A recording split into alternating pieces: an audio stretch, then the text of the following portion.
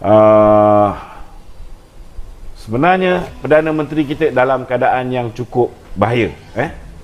Bahaya sebab apa?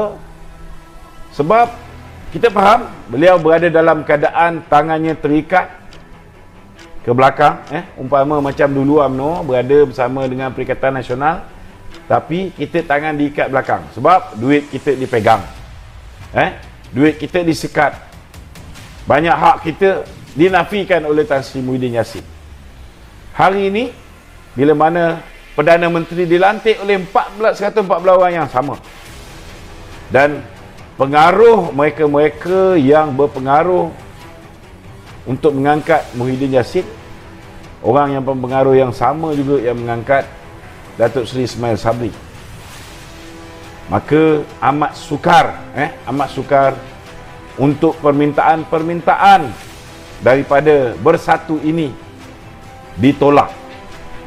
Cuma saya nak ingatkan satu, kalau terus-menerus Perdana Menteri kita mendengar nasihat daripada orang yang salah, dan terlalu bimbang untuk membuat keputusan sendiri, saya bimbang takut akhirnya dulu saya cakap dia akan jadi timbalan Perdana Menteri yang paling pendek dalam sejarah. Terjadi. Cuma nasib dia bagus kerana dia dapat jadi Perdana Menteri. Hari ini bosku pula kata dia mungkin jadi Perdana Menteri yang paling pendek dalam sejarah. Kita harap tidak, kerana beliau datang daripada UMNO, kita akan dukung beliau. Namun jangan sampai kita yang mendukung beliau ni pun akan rebah sama, kerana mempertahankan tindakan-tindakan yang beliau lakukan, kerana mendengar nasihat daripada orang-orang yang sememangnya rapat dengan Muhyiddin Yassin. Kerana nasihat-nasihat ini terus terang saya cakap lebih kepada nasihat yang memusnahkan beliau, dan akhirnya kena ingat kegagalan beliau juga akan menjadi kegagalan UMNO. Kita semua akan menerima bala, kita semua akan menerima akibatnya sekiranya kita membiarkan perkara ini berlaku. Jadi saya mengharapkan kepimpinan UMNO juga kena mendekatkan diri mereka dengan Perdana Menteri, supaya Perdana Menteri juga turut dinasihati, menerima nasihat yang seimbang, baik daripada puak-puak Perikatan Nasional, begitu juga dengan mereka-mereka yang berada di dalam Barisan Nasional. Kerana belum tentu semua nasihat yang dia terima daripada puak Perikatan Nasional ini akan membawa kebaikan kepada diri dia sebagai Perdana Menteri. Begitu juga dengan kedudukan UMNO di dalam pilihan raya umum yang ke-15. Ini sangat bahaya. Ini sangat bahaya, tuan-tuan. Kena perbanyakkan perjumpaan dengan akar umbi UMNO. Dengar macam mana orang akar umbi berfikir, mungkin tak sama dengan kepimpinan UMNO. Kena banyakkan perjumpaan dengan normal layman yang tidak berparti, supaya bukan hanya pandangan orang UMNO diambil kira, pandangan orang atas pagar, pandangan rakyat biasa, rakyat Marhain juga diambil kira. Hari ini saya terus terang menyatakan bahawa banyak respon yang saya terima bukan hanya daripada orang parti, daripada rakyat biasa. Mereka kecewa bila mana seorang Perdana Menteri yang dah gagal dan sudah pun diturunkan daripada jawatan Perdana Menteri, diberikan pula peluang menjadi pengurusi jawatan kuasa pemulihan negara. Macam mana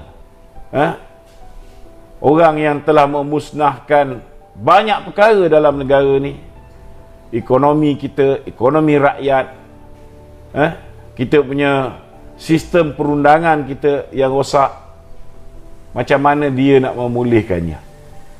Ini satu benda yang saya rasa perlu difikirkan oleh Perdana Menteri. Sekiranya Kita faham kedudukan dia, memang faham. Dalam keadaan tangannya terikat. Sekiranya beliau tidak berani bertindak mengikut acuan dia sendiri, tidak berani bertindak mengikut pemikiran dia sendiri,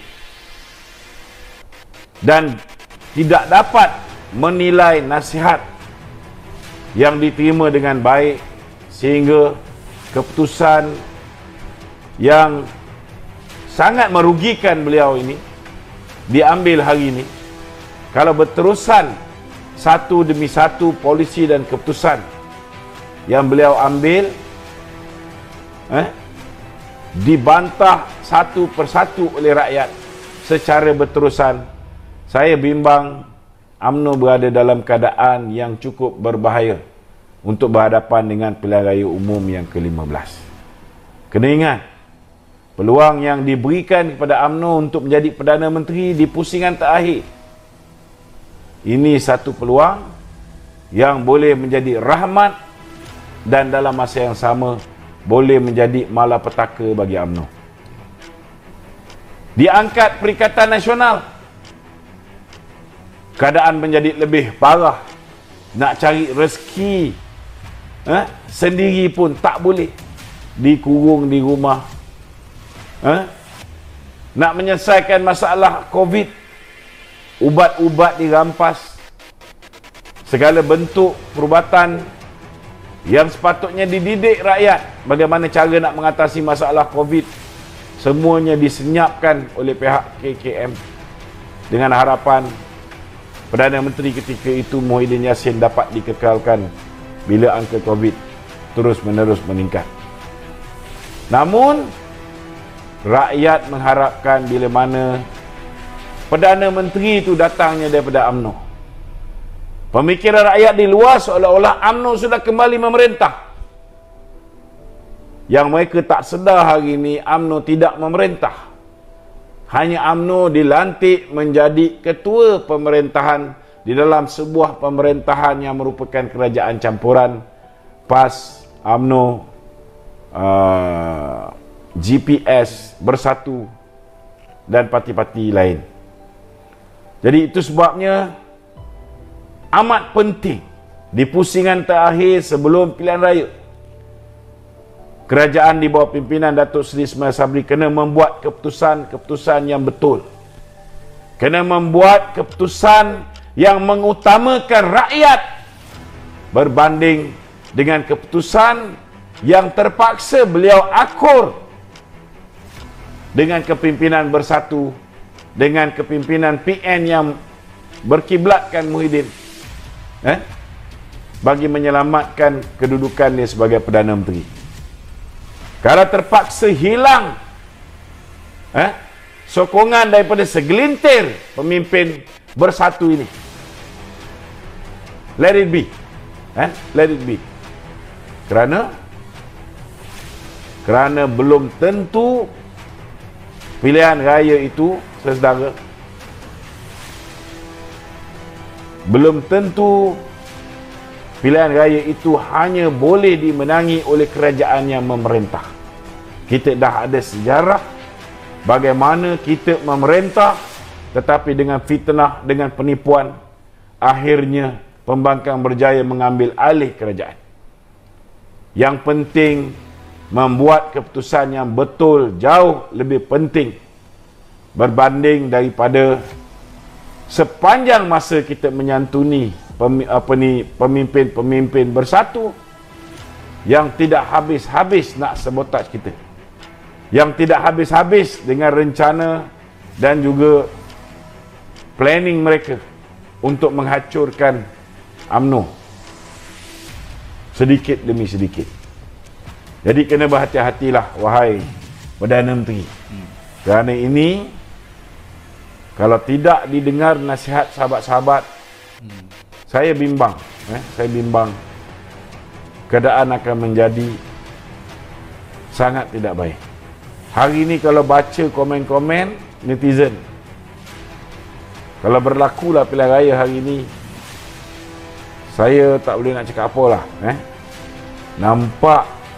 Nampak memang dalam keadaan yang not very good. Not very good. Not good at all. Jadi berubahlah segera,